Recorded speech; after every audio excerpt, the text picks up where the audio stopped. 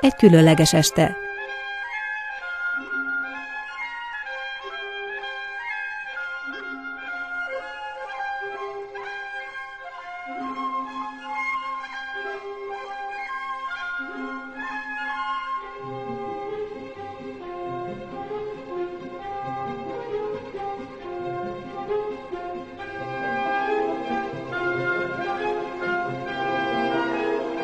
...2011. november 26-án este 7 órakor az Erzsébet-ligeti Színház bemutatja az Esté, az év bája a Kertvárosban.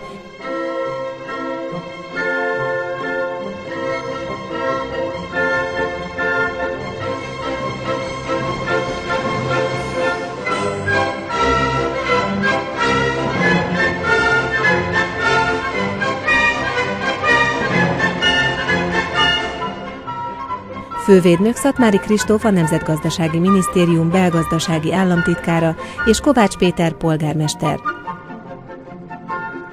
Egy különleges program. Fellép Berec András, Ferenczy György és a Racka Jam, Kovács Kati, az Állami Népi Együttes zenekara, a Duna Művész Együttes szólistái és az Odeon Band.